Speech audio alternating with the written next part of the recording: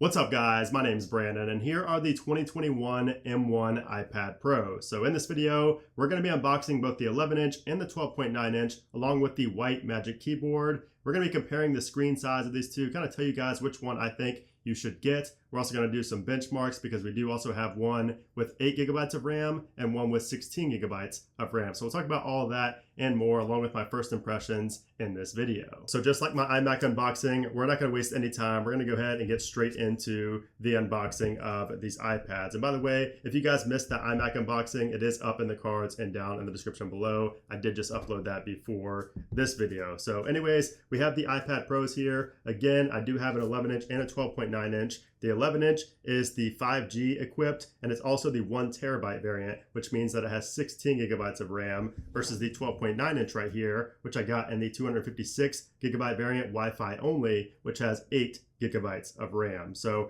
we're gonna box the Mac Daddy, not really the Mac Daddy, but the higher tier 11-inch right here first. So we have that easy peel tab, just like we had on the iMac and in past iPads as well. So we're just gonna take the top off just like so. And we have our iPad right here. We also have a pamphlet inside with our big Apple sticker and our USB-C to USB-C plug. And of course we do have the power brick as well. We're gonna set all this off to the side and look straight at the iPad here. So we do have this plastic covering over top, and I did get this in the space gray model as well. I got silver on the 12.9-inch, so we'll be able to see both colors in this video as well. So here is the iPad Pro. Again, not much has changed from the 2020 model. It's going to have pretty much the exact same design, especially the 11-inch, because we don't have the mini LED screen like we have on the 12.9-inch. So we're going to compare those displays in this video as well. And just looking around this iPad, I don't actually see anything changed on the exterior versus the 2020 model. So we have the same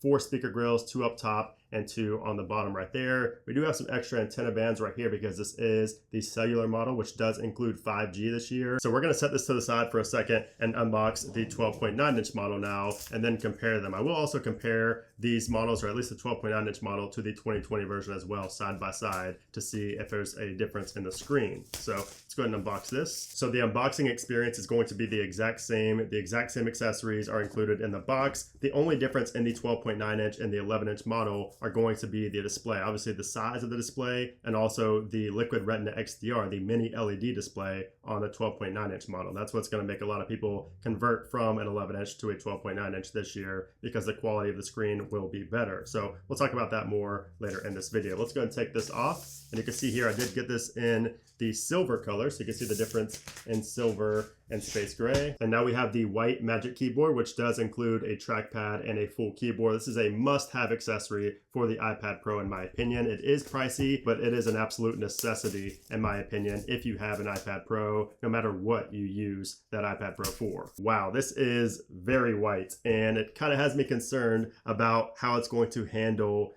dirt and grime and smudging. So you know, my black one, I sat down a lot, I've dropped it, it's gotten dirt on it, and it actually like shows through the black sometimes. So it'll be very interesting to see how this, you know, holds up after maybe a year or 6 months of usage. So I will definitely include a little tidbit about this in my follow-up review on these M1 iPad Pros when I do a longer term review, because that's going to be very interesting to see. So you can see we have the trackpad right there and the keys right here. Very, very white. Again, I'm very curious to see how this is going to do against dirt and grime. So I did get the white Magic Keyboard for the 12.9-inch model just because that is my preferred size, and that of course is going to be the one with the best display this year. So we're going to go ahead and put it in there. It is silver, so it looks even better with this white right here. Even though you can't really see, you can kind of see the edges of the iPad, but there's what it looks like inside of the white Magic Keyboard case. Love it. So we're going to set that off to the side for now, and we're going to go ahead and boot up both the 11-inch and the 12.9-inch models. So while we're doing that, I do want to talk about the pricing for these iPad Pros. So the 12.9-inch model starts at $1099 for 128 gigabytes and goes all the way up to 2 terabytes for $21.99. And the 11-inch models start at $799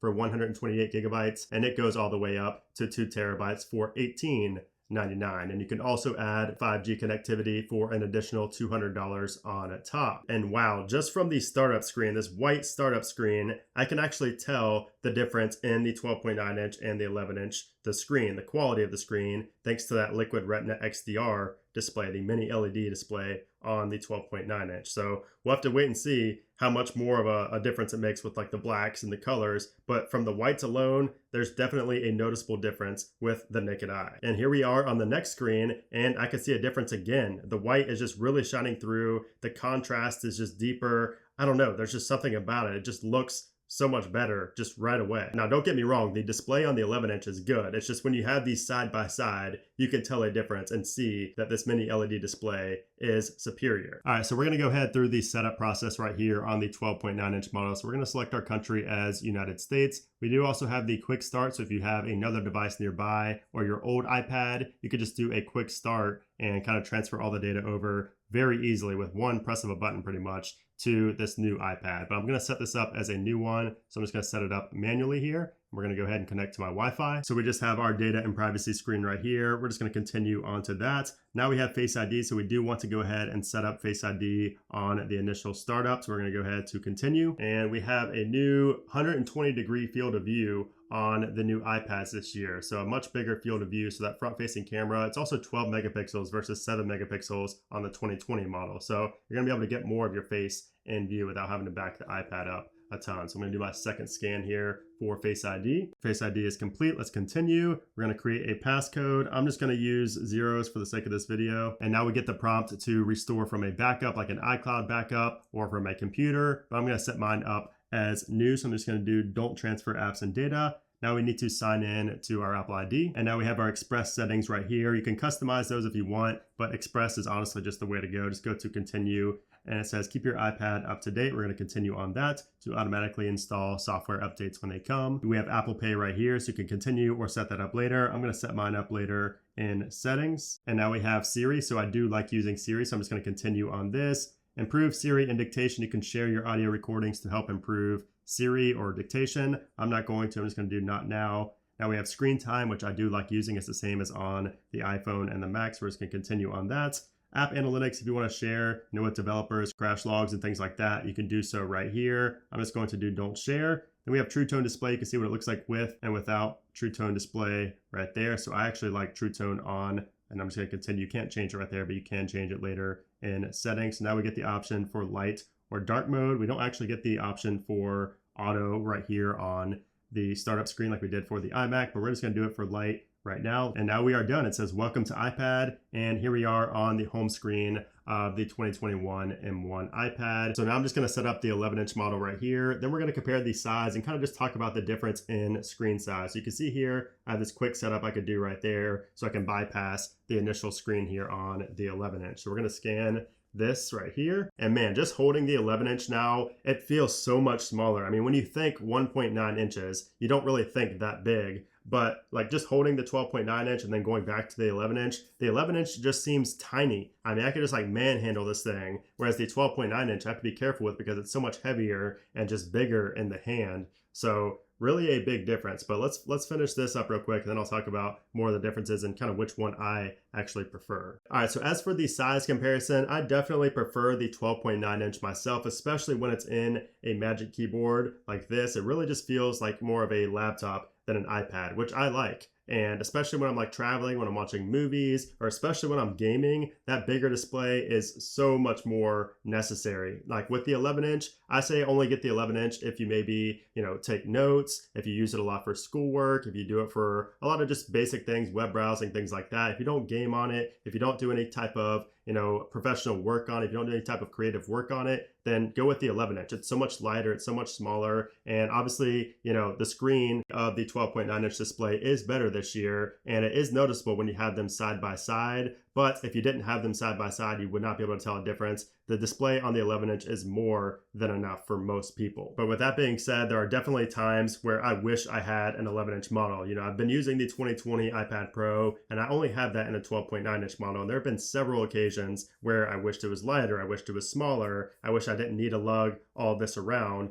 because it is a pretty big difference. I mean, when you hold these side by side, there's a pretty big difference in the weight and just the real estate that they take up in terms of the actual screen. So there have been times, again, when I'm not gaming, when I'm not doing any type of creative work like video editing or photo editing, where I just wish I had the 11-inch. So it really just comes down to what you actually use the iPad 4. And I may go into more depth if you guys want me to, like a video specifically on these two sizes and which one I think you should get. So let me know if you guys want to see a more in-depth video about that, and I'll show more comparisons like in actual apps and things like that. Now, when it comes to the performance of these new iPads, we have the M1 chip inside of the iPad Pros this year, which is far superior to the A12Z chip in the 2020 model and pretty much in any other model of iPhone or iPad, just because it is the M series chip. So you can see here, we loaded up Geekbench 5 on all three devices, and you can see the difference there in the processor and the memory. So on the far right, we have the 2020 iPad Pro, which as you can see, it has 6 gigabytes of RAM. Then on the far left, we have the 12.9-inch M1 iPad Pro, which has 8 gigabytes of RAM. And then right in the middle, we have the 1 terabyte model of the 11-inch iPad Pro, which has 16